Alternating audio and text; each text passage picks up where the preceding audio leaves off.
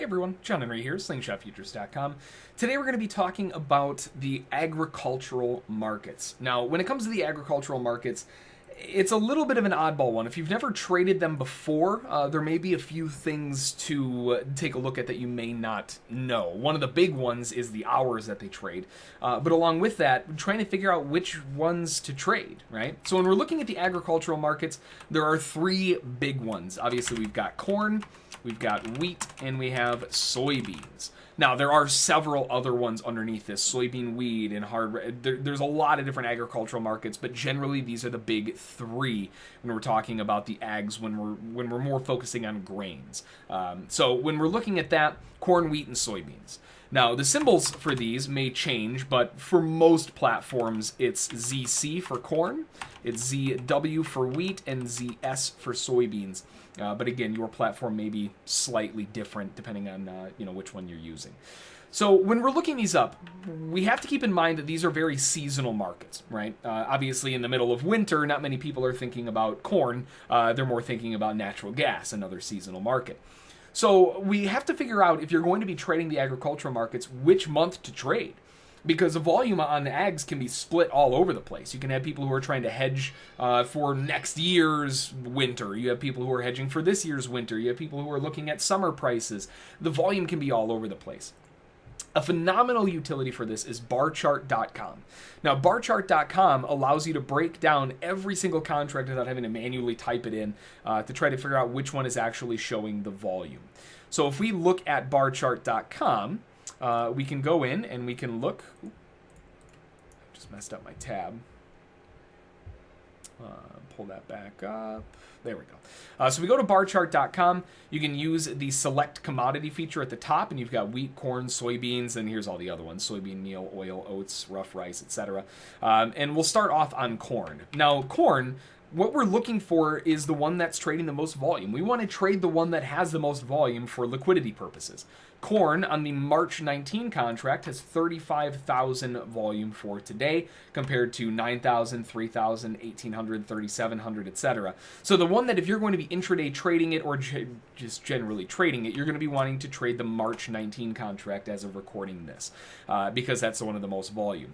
Sometimes you will see this volume shift around. I mean, 9,000 volume compared to the front month trading 35, that's a big chunk of volume, and that's for May.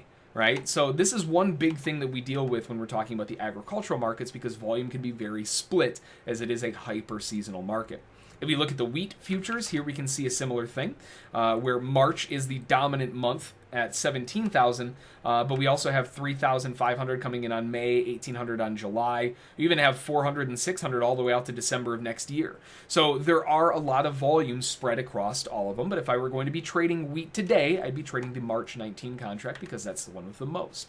Over on soybeans, this one is a big one that has a lot of volume that can split all over the place. 22,000 volume on January, but 19,000 volume on March.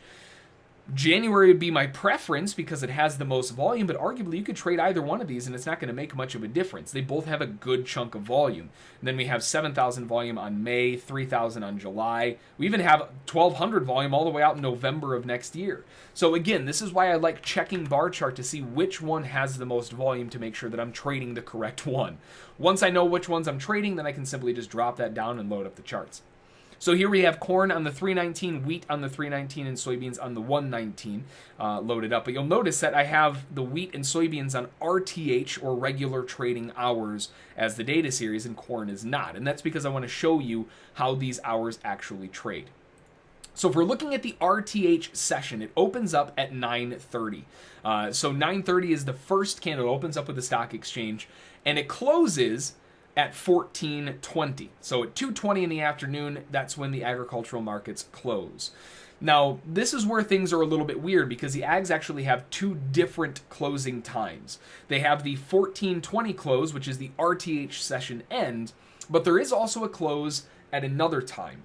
So the markets reopen again at 20, just going into the corn market so you can see it. They reopen again over here. So we have the morning session at 20:05. So at 8:05, that's the first candle close, which means that it opens at 8 o'clock. So 8 o'clock at night, Eastern time, of course, that's when the agricultural markets open back up. So there's a big window that they're closed for. And then they reopen again and trade until, not 9:30, they actually trade until right there. If we get the timestamp, you'll notice the timestamp goes to 8:45, and then bam, 9:35. They have a second close at 8:45, just for a settlement period before the stock exchange open.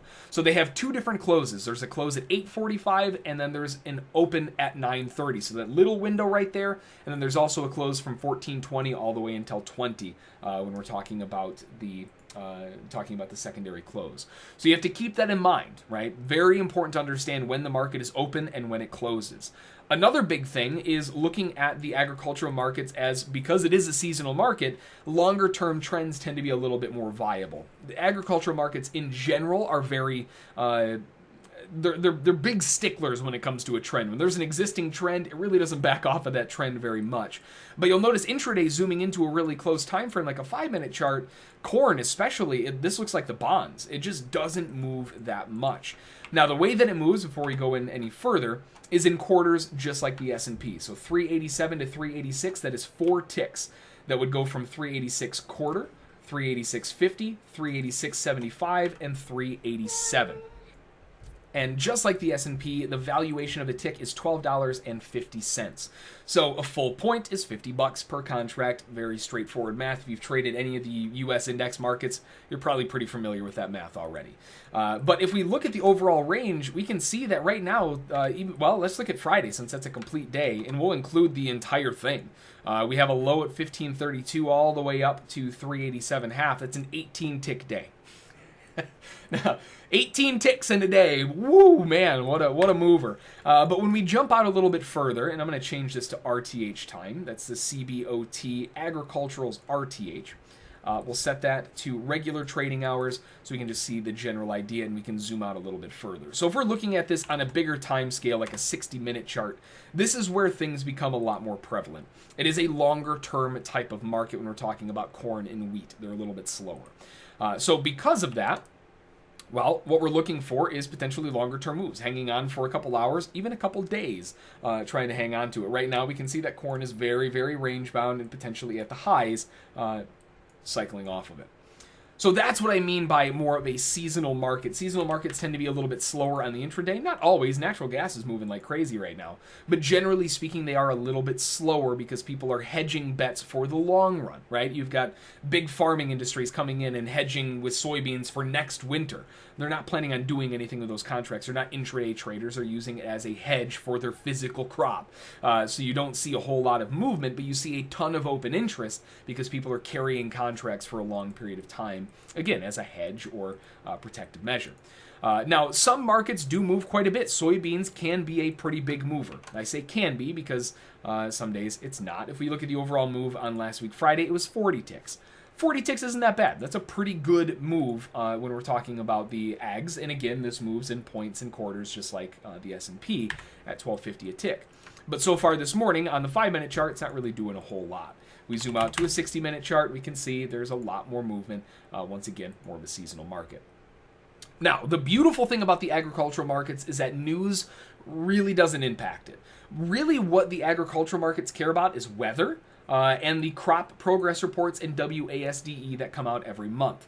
Now, the WASDE is the big announcement that comes out usually the first week of a new month, and that usually happens on a Wednesday at 12 o'clock or noon.